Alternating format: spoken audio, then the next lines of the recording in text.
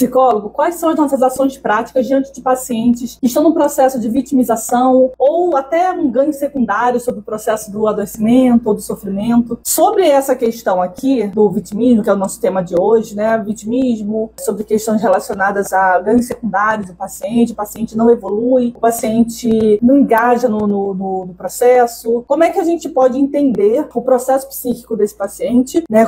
Por que ele está fazendo aquilo, teoricamente? É o que a gente vai trabalhar com ele de fato, mas a gente vai entender também outras motivações, incluindo o próprio processo prático de trabalho do psicólogo. Bem, vamos começar aí entendendo o seguinte: quando a gente fala do processo de tratamento, né, eu não estou falando nem só de processo psicoterapêutico, né, do tratamento psicológico como um todo. Nós, como a gente sai da faculdade, a gente tem uma tendência de sair da faculdade achando que a gente é apenas um psicoterapeuta na nossa abordagem, né, mas depois a gente descobre, às vezes depois de muito tempo, que a psicoterapia é um dos serviços da psicologia clínica. E ele não é o único serviço e é um serviço que não é privativo. Olha só que interessante. Não é privativo, né? Então a gente não está falando só do serviço de psicologia, né? Porque de psicoterapia, né? Psicoterapia, terapeutas podem ser psicoterapeutas nas nossas diversas abordagens, na psicanálise, na junguiana, TCC, sem ser psicólogos. Então isso é importante para a gente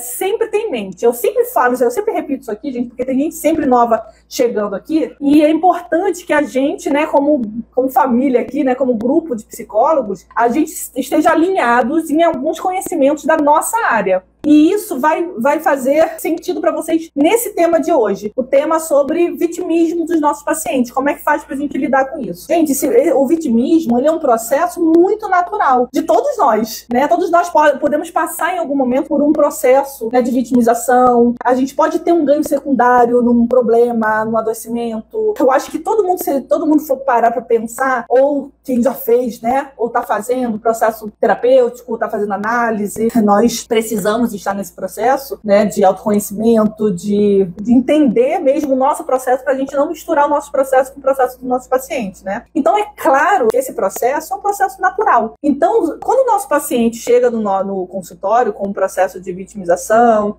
pode estar ligado a um transtorno mental, né, pode estar ligado apenas a uma questão do seu processo psíquico, a gente vai entender um pouco teoricamente o que pode estar acontecendo, né? Só para a gente pensar nas possibilidades. Porém, o que eu vejo é o psicólogo incomodado com o processo. É esse ponto que eu quero tratar nessa live, principalmente. É um erro, eu comecei falando aqui que a psicoterapia não é o nosso único serviço. E é um erro.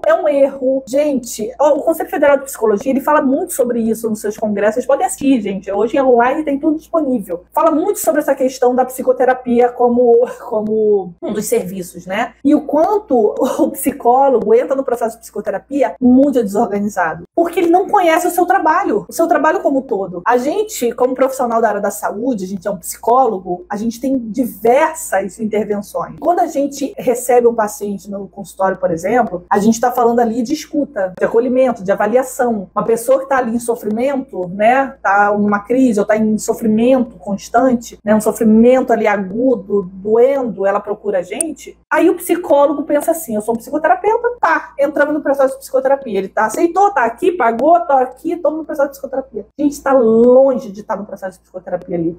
Está longe de estar. E aí isso é um dos pontos que acontece. Aí você começa um processo de psicoterapia na sua abordagem, seja lá qual for a reflexão teórica que você for ter ali sobre o processo de autossabotagem da pessoa, de vitimismo da pessoa. Só que você está nessa sozinho, e o processo é em conjunto. Só que você está sozinho. Você está analisando a pessoa, você decidiu que a pessoa está ali em vitimização, você decidiu que isso é uma coisa ruim para ela e você decidiu que ela tem que sair dali. E aí ela não sai. E aí ela continua. E aí ela não engaja. E aí ela é monossilábica com você. Você faz uma pergunta, ela responde aham, sim. Ela faz caras e bocas de incômodo, tipo aham. Uhum. Gente mais jovem, então, vocês podem perceber isso. Se elas estão incomodadas, elas vão mostrar isso no comportamento não verbal demais. Então, aí começa o processo a não andar. Aí o que acontece na prática? O psicólogo começa a se sentir extremamente ansioso. Extremamente ansioso porque a pessoa não melhora, a pessoa não sai, a pessoa se vitimiza, chega no consultório falando sempre que ela tá como vítima, e aí a pessoa não...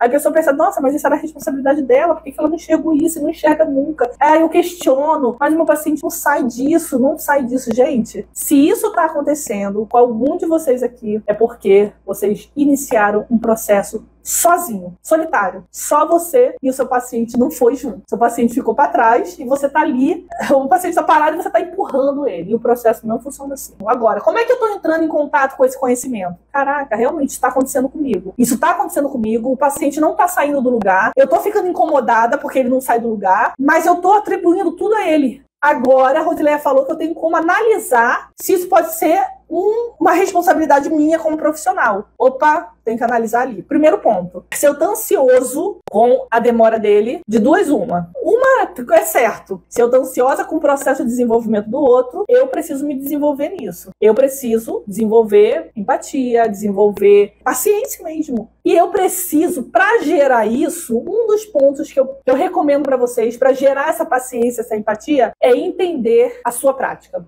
Gente, olha a lógica que eu vou trazer para vocês. Se eu sei como que eu trabalho até chegar no processo de psicoterapia, essa pessoa tem possibilidade de entrar nesse processo de psicoterapia e se desenvolver e se engajar no processo. E eu conseguir fazer as reflexões para que ela simplesmente consiga, né, num tempo até menor, entrar. Por quê? Porque ela decidiu entrar. Eu não entrei sozinha e ela ficou ali na porta me olhando, tipo, o que essa mulher tá fazendo? Né? Então, eu não entrei sozinha no processo, eu entrei com ela. Mas para eu entrar com ela, eu preciso passar por algumas etapas técnicas. Primeira etapa técnica. A gente tem um método, né, que é o nosso método OR360, o método de organização e reorganização, mas eu vou ensinar para vocês aqui. Primeiro, eu recebo o paciente. Se eu tô recebendo o paciente, né, teoricamente, a gente sabe que essa pessoa, ela tá ali pedindo ajuda, né? Se a gente for pensar até na humanista, né, a pirâmide de Maslow, ela tem uma hierarquia de necessidades aí, por exemplo, né? Então, ela ainda não está com consciência de que,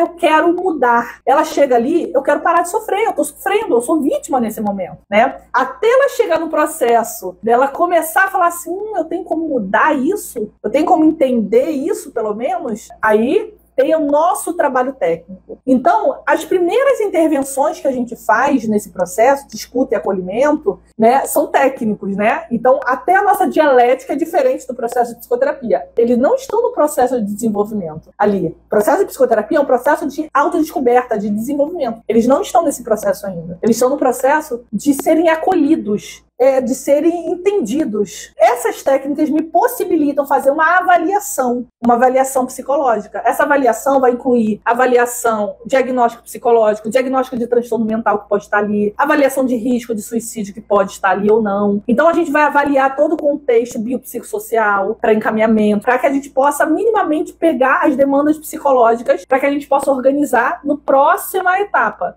A gente não está no processo de psicoterapia. Está longe de processo de psicoterapia ainda. É a partir dessa coisa que a gente lá no curso, a gente coloca no nosso módulo 2, né? Como é que se faz a avaliação, a anamnese, a gente fala de instrumentos de avaliação, a gente fala de diagnóstico diferencial. O psicólogo tem que saber esse processo. Então, todo esse processo de análise que a gente vai fazer ali, todo esse processo de avaliação que a gente vai fazer ali, de escolha de intervenções, é importante, porque nem sempre a gente vai tirar essa pessoa desse vitimismo, porque ela não está pronta para iniciar um processo que faça com que ela saia dali. Não se faz psicoterapia para quem não quer. Não se faz nem adolescente. Nem adolescente. Eu não digo criança pequenininha que não tem consciência nenhuma, né? Que todo o processo de desenvolvimento psíquico, desenvolvimento cognitivo, tá? O responsável por isso são os pais. Então, na verdade, o processo é dos pais. É da criança, porque a gente vai ajudar essa criança, a gente vai observar as dificuldades que a criança está tendo e qual a influência que ela está tendo dos pais. Então, quem vai mudar